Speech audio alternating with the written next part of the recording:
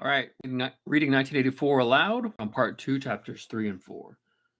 We can come here once again, said Julia. It's generally safe to use any hideout twice, but not for another month or so, of course. As soon as she woke up, her demeanor had changed. She became alert and businesslike, put her clothes on, knotted the scarlet sash around her waist, and began arranging the details of the journey home. It seemed natural to leave this to her. Obviously, she had a practical cunning which Winston lacked, and he seemed also to have an exhaustive knowledge of the countryside around London, stored away from innumerable community hikes. The route she gave him was quite different from the one by which he had come, and brought him out at a different railway station. Never go home the way you went out, she said, as though enunciating an important general principle. She would leave first, and Winston was to wait about half an hour before following her. She had named a place where they could meet after work 4 evenings hence. It was at a street in one of the poorer quarters, where there was an open market which was generally crowded and noisy. She would be hanging out among the stalls, pretending to be in search of shoelaces or sewing thread. If she judged that the coast was clear, she would blow her nose when he approached. Otherwise, he was to walk past without recognition. But with luck, in the middle of a crowd, it would be safe to talk for a quarter of an hour and arrange another meeting. And now I must go, she said as soon as she had mastered his instructions. I'm due back at 19:30. I've got to put in 2 hours at the Junior Anti-Sex League before handing out leaflets or something. Isn't it bloody? Give me a brush down, would you? Have you got any twigs in my hair? Are you sure? Then goodbye, my love. Goodbye. She flung herself into his arms, kissed him violently, and a moment later pushed away through the saplings and disappeared into the wood with very little noise. Even now he had not found out her surname or her address. However, it made no difference, for it was inconceivable that they could ever meet indoors or exchange any kind of written communication. As it happened, they never went back to the clearing in the wood. During the month of May, there was only one further occasion on which they actually succeeded in making love. That was in another hiding place known to Julia, the belfry in a ruined church in an almost deserted stretch of country where an atomic bomb had fallen 30 years earlier. It was a good hiding place when once you got there, but getting there was very dangerous.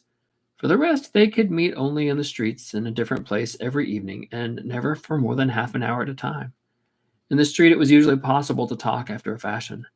As they drifted down the crowded pavements, not quite abreast and never looking at one another, they carried on a curious intermittent conversation which flickered on and off like the beams of a lighthouse, suddenly nipped into silence by the approach of a party uniform or the proximity of a telescreen, then taken up again minutes later in the middle of a sentence, then abruptly cut short as they parted at the agreed spot, then continued almost without introduction on the following day.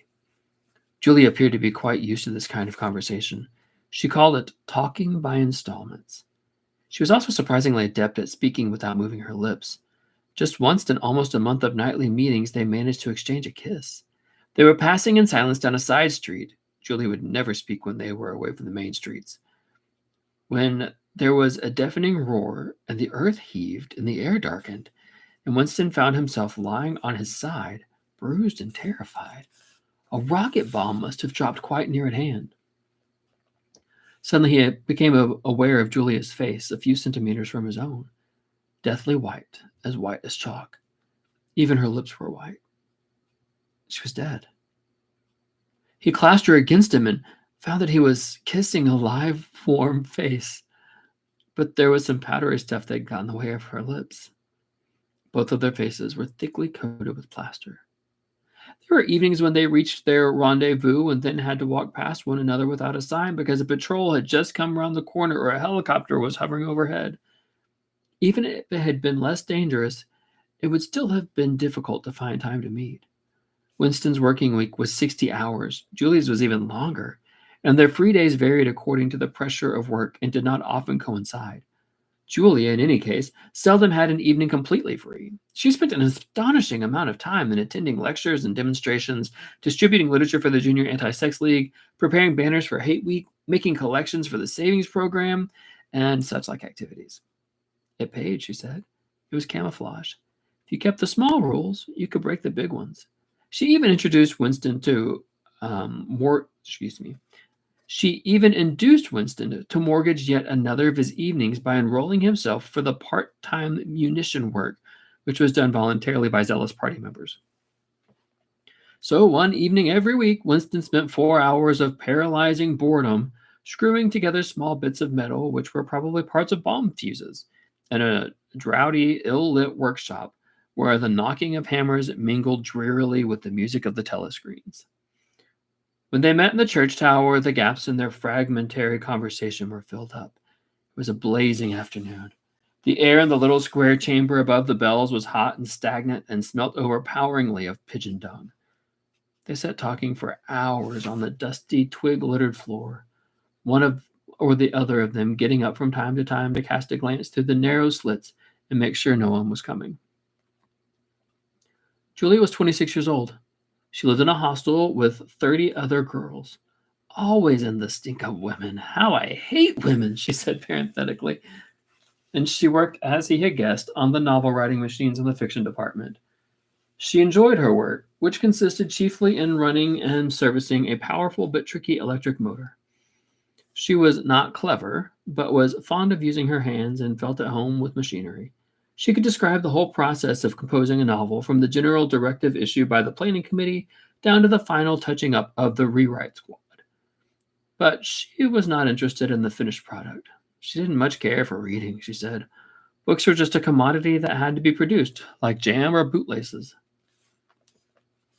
She had no memories of anything before the early 60s, and the only person she had ever known who talked frequently of the days before the revolution was a grandfather who had disappeared when she was 8.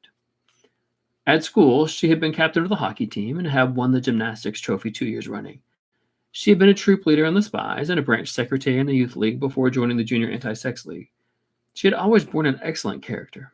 She had even, an infallible mark of good reputation, been picked out to work in pornosec, the subsection of the fiction department which turned out cheap pornography for distribution among the proles. It was nicknamed Muck House by the people who worked in it, she remarked. There she'd remained for a year, helping to produce booklets and sealed packets with titles like Spanking Stories or One Night in a Girls' School, to be bought furtively by proletarian youths who were under the impression that they were buying something illegal. What are the books like? Said Winston curiously. Oh, ghastly rubbish. They're boring, really. They only have 6 plots, but they swap them round a bit. Of course, I was only on the kaleidoscopes. I was never in the rewrite squad. I'm not literary, dear, not even enough for that. He learned with astonishment that all the workers in pornosec, except the head of the department, were girls. The theory was that men, whose sex instincts were less controllable than those of women, were in greater danger of being corrupted by the filth they handled. They don't even like having married women there, she added. Girls are always supposed to be so pure. Here's one who isn't, anyway. She had had her first love affair when she was 16 with a party member of 60 who later committed suicide to avoid arrest. And a good job, too, said Julia. Otherwise, they'd have had my name out of him when he confessed. Since then, there have been various others. Life, as she saw it, was quite simple. You wanted a good time. They, meaning the party, wanted to stop you having it. You broke the rules as best you could. She seemed to think it just as natural that they should want to rob you of your pleasure as that you should want to avoid being caught. She hated the party. And said so in the crudest words, but she made no general criticism of it, except where it touched upon her own life. She had no interest in party doctrine. He noticed that she never used newspeak words, except the ones that had passed into everyday use. She'd never heard of the Brotherhood and refused to believe in its existence. Any kind of organized revolt against the party, which was bound to be a failure, struck her as stupid. The clever thing was to break the rules and stay alive all the same. He wondered vaguely how many others like her there might be in the younger generation. People who had grown up in the world of the revolution, knowing nothing else, accepting the party as something unalterable, like the sky, not rebelling against its authority, but simply evading it as a rabbit dodges a bog. They did not discuss the possibility of getting married. It was too remote to be worth thinking about. No imaginable committee would ever sanction such a marriage, even if Catherine, Winston's wife, could somehow have been gotten rid of. It was hopeless, even as a daydream. What was she like, your wife? Said Julia. She was. Do you know the newspeak word good thinkful, meaning naturally orthodox and capable of thinking a bad thought? No, I didn't know the word, but I know the kind of person, right? He began telling her the story of his married life, but curiously enough, she appeared to know the essential aspects of it already. She described to him, almost as though she had seen or felt it, the stiffening of Catherine's body as soon as he touched her, the way in which she still seemed to be pushing him from her with all her strength, even when her arms were clasped tightly around him. With Julia, he felt no difficulty in talking about such things. Catherine, in any case, had long ceased to be a painful memory and become merely a distasteful one. I could have stood if it hadn't been for one thing, he said. He told her about the frigid little ceremony that Catherine had forced him to go through on the same night every week. She hated it, but nothing would make her stop doing it. She used to call it, but you'll never guess. Our duty to the party, said Julia promptly. How did you know that? I've been at school too, dear. Sex talks once a month for over 16s, and in the youth movement, they rub it into your for years. I dare say it works in a lot of cases, but of course you can never tell. People are such hypocrites. She began to enlarge upon the subject. With Julia, everything came back to her own sexuality. As soon as this was touched upon in any way, she was capable of great acuteness. Unlike Winston, she had grasped the inner meaning of the party's sexual puritanism. It was not merely that the sex instinct created a world of its own which was outside the party's control, and which therefore had to be destroyed if possible. What was more important was that sexual privation induced hysteria, which was desirable because it could be transformed into war fever and leader worship. The way she put it was, when you make love, you're using up energy, and afterwards you feel happy and don't give a damn for anything. They can't bear you to feel like that. They want you to be bursting with energy all the time. All this marching up and down and cheering and waving flags is simply sex gone sour. If you're happy inside yourself, why should you get excited about Big Brother and the 3-year plans and the 2-minute hate and all the rest of their bloody rot? That was very true, we thought. There was a direct, intimate connection between chastity and political orthodoxy. For how could the fear, the hatred, and the lunatic credulity which the party needed in its members be kept at the right pitch except by bolting down some powerful instinct and using it as a driving force? The sex impulse was dangerous to the party, and the party had turned it to account. They had played a similar trick with the instinct of parenthood. The family could not actually be abolished, and indeed, people were encouraged to be fond of their children in almost the old-fashioned way. The children, on the other hand, were systematically turned against their parents and taught to spy on them and report their deviations. The family had become, in effect, an extension of the thought police. It was a device by means of which everyone could be surrounded night and day by informers who knew them intimately. Abruptly, his mind went back to Catherine. Catherine would unquestionably have denounced him to the thought police if she had not appeared to be too stupid to detect the unorthodoxy of his opinions. But what really recalled her to him at this moment was the stifling heat of the afternoon, which had brought the sweat out on his forehead. He began telling Julia of something that had happened, or rather had failed to happen, on another sweltering summer afternoon 11 years ago. It was 3 or 4 months after they were married. They had lost their way on a community hike somewhere in Kent.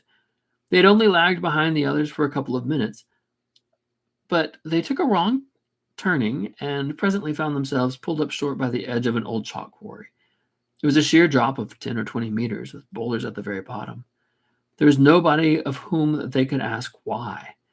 As soon as she realized that they were lost, Catherine became very uneasy. To be away from the noisy mob of hikers, even for a moment, gave her a feeling of wrongdoing.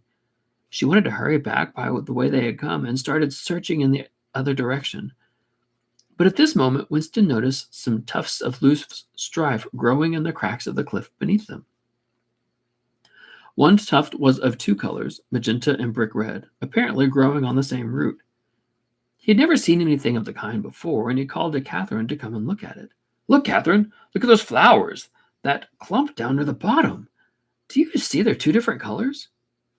She had already turned to go, but she did rather fretfully come back for a moment. She even leaned out over the cliff face to see where he was pointing. He was standing a little behind her, and he put his hand on her waist to steady her. At this moment, it suddenly occurred to him how completely alone they were. There was not a human creature anywhere, not a leaf stirring, Not even a bird awake. In a place like this, the danger that there would be a hidden microphone was very small. And even if there was a microphone, it would only pick up sounds. It was the hottest, sleepiest hour of the afternoon. The sun blazed down upon them, the sweat tickled his face, and the thought struck him. "Why didn't you give her a good shove?" said Julia. "I would have." "Yes, dear, you would have. I would have if I'd been the same person then as I am now, or perhaps I would. I'm not certain." "Are you sorry you didn't?" "Yes. On the whole, I'm sorry I didn't." They were sitting side by side on the dusty floor. He pulled her close against him. Her head rested on his shoulder, the pleasant smell of her hair conquering the pigeon dung. She was very young, he thought. She still expected something from life. She did not understand that to push an inconvenient person over a cliff solves nothing. "Actually, it would have made no difference," he said. "Then why are you sorry you didn't do it?" "Only because I prefer a positive to a negative. In this game that we're playing, we can't win. Some kinds of failure are better than some kinds. That's all." He felt her shoulders give a wiggle of dissent. She always contradicted him when he said anything of this kind. She would not accept it as a law of nature that the individual is always defeated. In a way, she realized that she herself was doomed, that sooner or later the thought police would catch her and kill her. But with another part of her mind, she believed that it was somehow possible to construct a secret world in which you could live as you choose. All you needed was luck and cunning and boldness.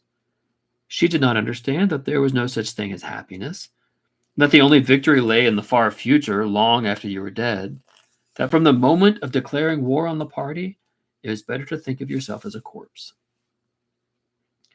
"We are the dead," he said. "We're not dead yet," said Julia prosaically. "Not physically. 6 months, a year, 5 years, conceivably. I'm afraid of death. You are young, so presumably you're more afraid of it than I am. Obviously, we shall put it off as long as we can, but it makes very little difference. So long as human beings stay human, death and life are the same thing." "Oh, rubbish. Which would you sooner sleep with, me or a skeleton? Don't you enjoy being alive? Don't you like feeling? This is me. This is my hand. This is my leg. I'm real. I'm solid. I'm alive. Don't you like this?" She twisted herself around and pressed her bosom against him. He could feel her breasts, ripe yet firm, through her overalls. Her body seemed to be pouring some of its youth and vigor into him. "Yes, I like that," he said. "Then stop talking about dying. And now listen, dear, we've got to fix up that about the next time we meet. We may as well go back to the place in the wood. We've given it a good long rest, but you must get there by a different way this time. I've got it all planned out. You take the train, but look, I'll draw it out for you." And in her practical way, she scraped together a long square of dust, and with a twig from a pigeon's nest, began drawing a map on the floor. Chapter 4. Winston looked around the shabby little room above Mr. Charrington's shop. Beside the window, the enormous bed was made up with ragged blankets and a coverless bolster. The old-fashioned clock with the 12-hour face was ticking away on the mantelpiece. In the corner, on the gate-leg table, the glass paperweight which he had bought on his last visit gleamed softly out of the half-darkness. In the fender was a battered tin oil stove, a saucepan, and 2 cups provided by Mr. Charrington. When lit, the burner would set a pan of water to boil. He had brought an envelope full of Victory coffee and some saccharine tablets. The clock's hands said 7:30. It was 19:20, really. She was coming at 19:30. Folly, folly, his heart kept saying. Conscious, gratuitous, suicidal folly. Of all the crimes that a party member could commit, this one was the least possible to conceal. Actually, the idea had first floated into his head in the form of a vision of the glass paperweight mirrored by the surface of the gate-leg table. As he had foreseen, Mr. Charrington had made no difficulty about letting the room. He was obviously glad of the few dollars that it would bring him. Nor did he seem shocked or become offensively knowing when it was made clear that Winston wanted the room for the purpose of a love affair. Instead, he looked into the middle distance and spoke in generalities, with so delicate an air as to give the impression that he had become partly invisible. Privacy, he said, was a very valuable thing. Everyone wanted a place where they could be alone occasionally. And when they had such a place, it was only the common courtesy in anyone else who knew of it to keep his knowledge to himself. He even, seeming almost to fade out of existence as he did so, added that there were 2 entries to the house, one of them through the backyard, which gave onto an alley. Under the window, somebody was singing. Winston peeped out, secure in the protection of the muslin curtain. The June sun was still high in the sky, and in the sun-filled court below, a monstrous woman, solid as a Norman pillar, with a brawny red forearms and a sacking apron strapped about her middle, was stumping to and fro between a washtub and a clothesline, pegging out a series of square white things which Winston recognized as babies' diapers. Whenever her mouth was not corked with clothes pegs, she was singing in a powerful contralto. It was only an hopeless fancy, it passed like an April day, but a look and a word and the dreams they stir, and have stolen my heart away. The tune had been haunting London for weeks. It was one of the countless similar songs published for the benefit of the proles by a subsection of the music department. The words of these songs were composed without any human intervention whatever on an instrument known as a versificator. But the woman sang so tunefully as to turn the dreadful rubbish into an almost pleasant sound. He could hear the woman singing, and the scrape of her shoes on the flagstones, and the cries of the children in the street, and somewhere in the far distance a faint roar of traffic, and yet the room seemed curiously silent, thanks to the absence of a telescreen. Folly, folly, folly, he thought again. It was inconceivable that they could frequent this place for more than a few weeks without being caught. But the temptation of having a hiding place that was truly their own, indoors and near at hand, had been too much for both of them. For some time after their visit to the church belfry, it had been impossible to arrange meetings. Working hours had been drastically increased in anticipation of Hate Week. It was more than a month distant, but the enormous complex preparations that it entailed were throwing extra work onto everybody. Finally, both of them managed to secure a free afternoon on the same day. They had agreed to go back to the clearing in the wood. On the evening beforehand, they met briefly in the street. As usual, Winston hardly looked at Julia as they drifted toward one another in the crowd.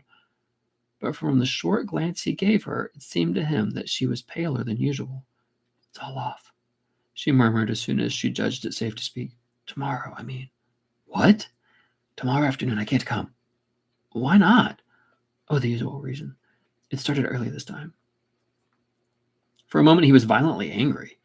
During the month that he had known her, the nature of his desire for her had changed. At the beginning there had been little true sensuality in it. Their first lovemaking had been simply an act of the will. But after the second time it was different. The smell of her hair, the taste of her mouth, the feeling of her skin seemed to have gotten inside of him, or into the air all around him. She had become a physical necessity, something that he not only wanted, but felt that he had a right to. When she said that she could not come, he had the feeling that she was cheating him. But just at this moment, the crowd pressed them together, and their hands accidentally met.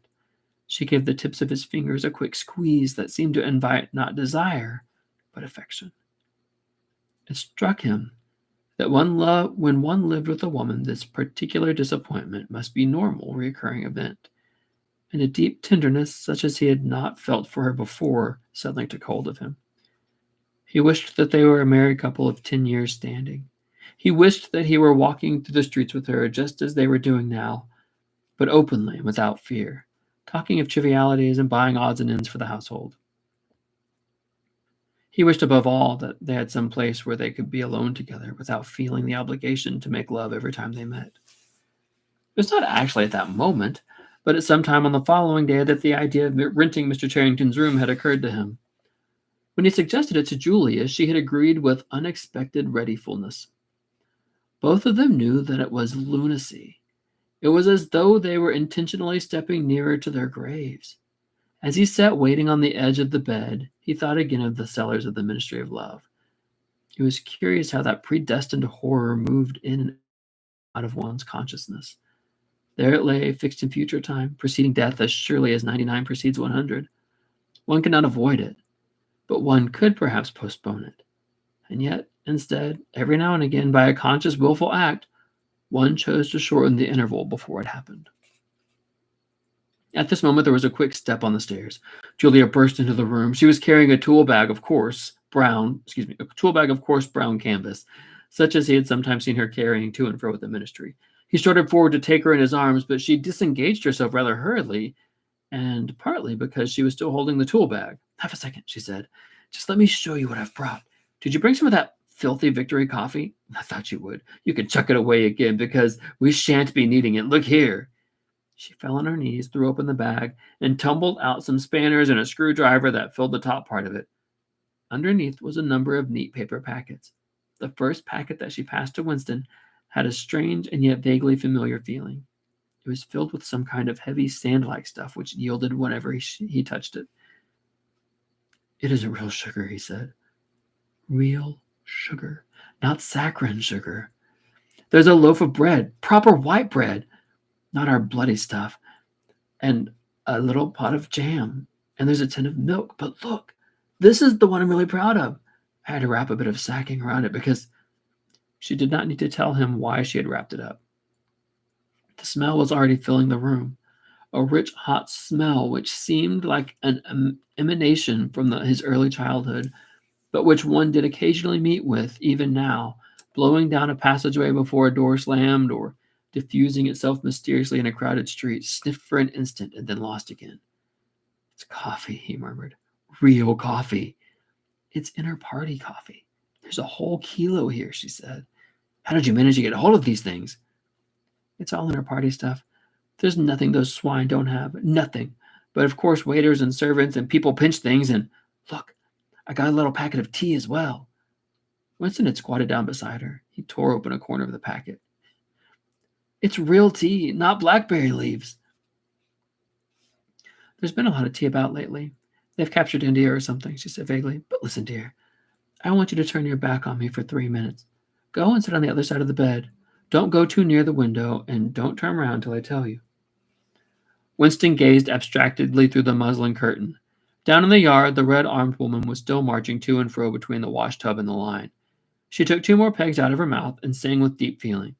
They say that time heals all things. They say you can always forget. But the smiles and the tears across the years, they twist my heartstrings yet. She knew the whole drivelling song by heart, it seemed. Her voice floated upward with the sweet summer air, very tuneful, charged with a sort of happy melancholy. One had the feeling that she would have been perfectly content if the June evening had been endless and the supply of clothes inexhaustible, to remain there for 1,000 years, pegging out diapers and singing rubbish. It struck him as a curious fact that he had never heard a member of the party singing alone and spontaneously. It would even have seemed slightly unorthodox, a dangerous eccentricity like talking to oneself. Perhaps it was only when people were somewhere near the starvation level that they had anything to sing about. You can turn round now, said Julia. He turned around and for a second almost failed to recognize her. What he'd actually expected was to see her naked. But she was not naked. The transformation that had happened was much more surprising than that. She had painted her face. She must have slipped into some shop in the proletarian quarters and bought herself a complete set of makeup materials. Her lips were deeply reddened, her cheeks rouged, her nose powdered. There was even a touch of something under the eyes to make them brighter. It was not very skillfully done, but Winston's standards in such matters were not high. He had never before seen or imagined a woman of the party with cosmetics on her face. The improvement in her appearance was startling. Just a few dabs of color in the right places, she had become not only a very much prettier, but, after all, far more feminine. Her short hair and boyish overalls merely added to the effect.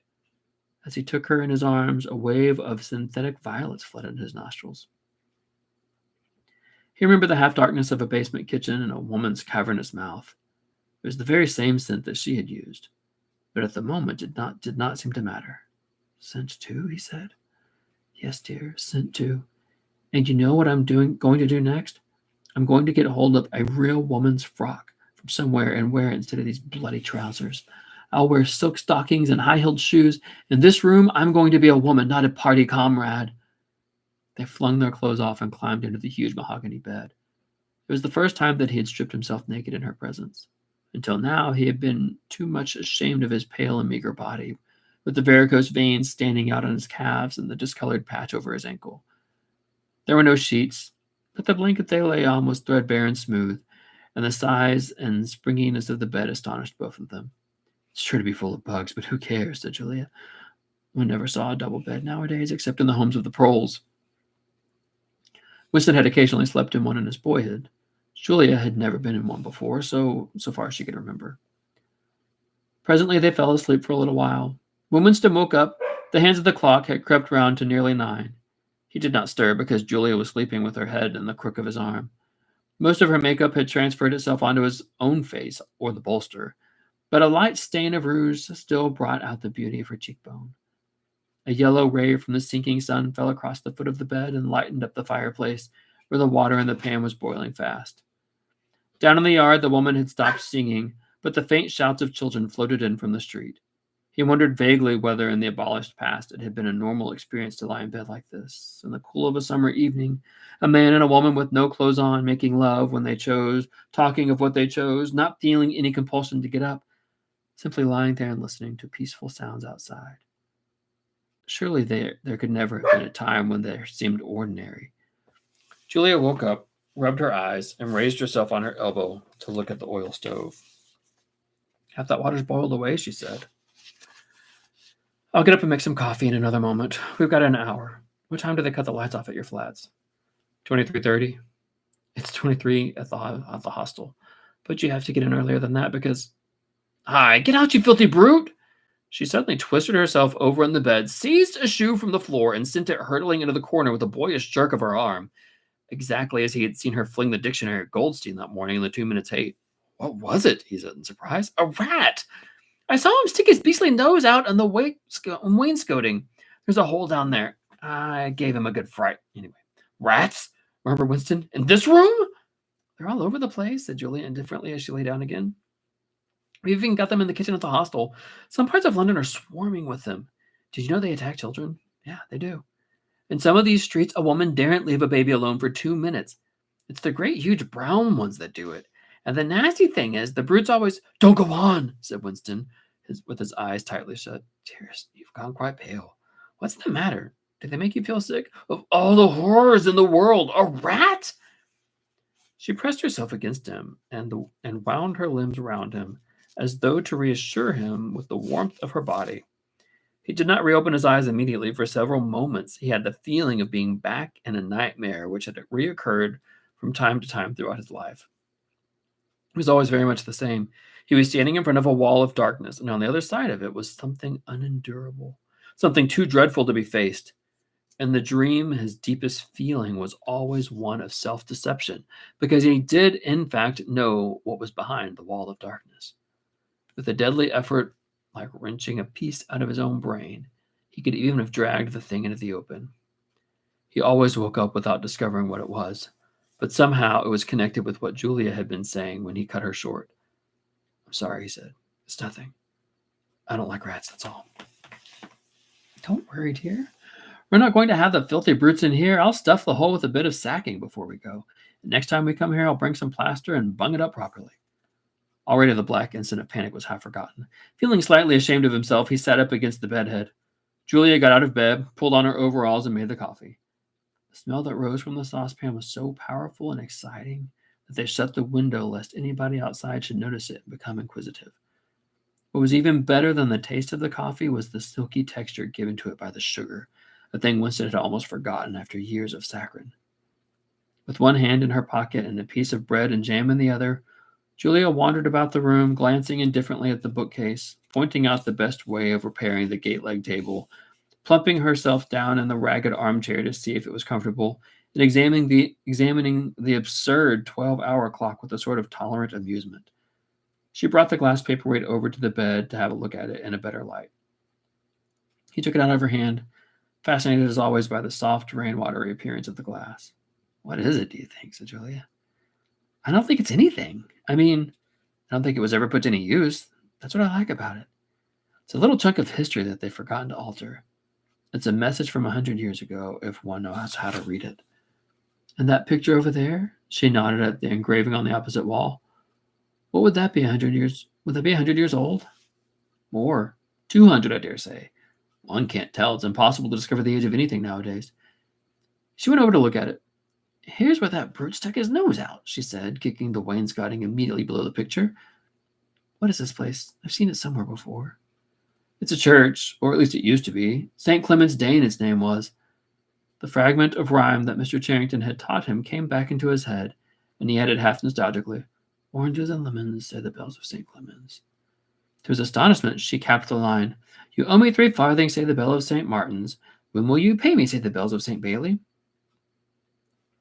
I can't remember how it goes on after that, but anyway, I remember it ends up, "Here comes a candle to light you to bed, and here comes a chopper to chop off your head." It's like the two halves of a countersign. But there must be another line after the bells of Old Bailey. Perhaps it could be dug out of Mr. Charrington's memory if he were suitably prompted. "Who taught you that?" he said. "My grandfather. He used to say it to me when I was a little girl. He was vaporized when I was 8. At any rate, he disappeared. I wonder what a lemon was," she added inconsequently. "I've seen oranges. They're kind of round, yellow fruit with a thick skin." "I can remember lemons," said Winston. "They were quite common in the 50s. They were so sour that it set your teeth on edge even to the smell of them."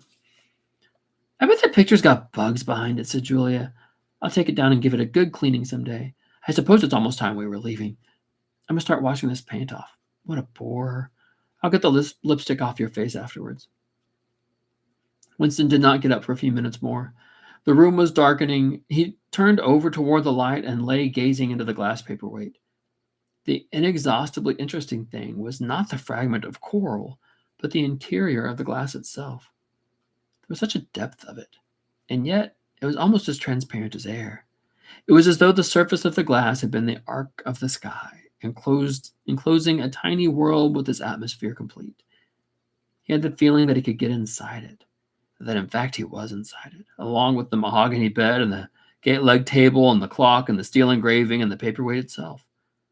The paperweight was the room he was in, and the coral was Julia's life and his own, fixed in a sort of eternity at the heart of the crystal. Okay, that's the end of chapter 4. Not a whole lot of commentary here in these chapters. Talk about the different hiding places that they go to. They're not able to meet up very much. I love the line of talking by installments. I just think that's beautifully written. How they go in and out of conversation as they're in and out of public, and they just pick up from one day where they left off on the previous. He's working 60 hours a week, and she's working more than that. It is interesting to point out that she's 26. Won't go into the section of where she used to work in the Portishead industry, but it does kind of speak towards the party and politics, society. They never talked about getting married. He does talk to her about his wife, Catherine, and I think it's enlightening to Winston to discover that Catherine had been brainwashed in the same groups that Julia had been to, but Julia, for some reason, did not fall prey to the brainwashing. They talk about whether or not he should have pushed his wife over the cliff. But then a really important line at the end of chapter 3 is when Winston says to Julia, "We are the dead." Not physically. And then he goes on to say, "So long as human beings stay human, death and life are the same thing." Pretty fascinating. Chapter 4 just kind of details the room that they're renting at Mr. Charrington's place, how dangerous it is to rent the room at Mr. Charrington's place. I absolutely love the description of the prole woman outside whistling and hanging up diapers to dry. It's so pedestrian and so common that it really, really strikes Winston. The smell of, it talks about the real sugar and the real bread and the real jam, and here's milk, but then that smell of coffee. I mean, if you're a coffee drinker, you understand completely why this was exciting to Winston. But when he describes this prole woman outside, one had the feeling that she would have been perfectly content if the June evening had been endless and the supply of clothes inexhaustible, to remain there for 1,000 years, pegging out diapers and singing rubbish. It struck him as a curious fact that he had never heard a member of the party singing alone and spontaneously. It would even have seemed slightly unorthodox, a dangerous eccentricity like talking to oneself. Perhaps it was only when people were somewhere near the starvation level that they had anything to sing about. Man, that's an incredible line. She puts on the makeup. She paints her face. She talks about wanting to come back with a dress and high heels and really impress him, and not to be a woman and not a party comrade. Um, they make love in the bed, and then a rat comes out, and Winston goes into full-fledged panic attack when he sees this rat. It's probably the most emotion we've seen come out of Winston. Then she makes the coffee, and she wanders around the room. She says that she doesn't even know what a lemon was. I think that's pretty fascinating. I love when they wake up after making love, and she's just laying there in his arm, and he's wondering if there used to be a time when people would just lay there and do nothing. Um, and then again, the very last lines, the symbolism of the paperweight is pretty strong as he details that they are inside the paperweight. Pretty strong imagery, but also emphasizing the symbolic power of the paperweight itself. Thank you for reading along with me for 1984. As I always say, I love you dearly, and I hope you come back and join me for some more.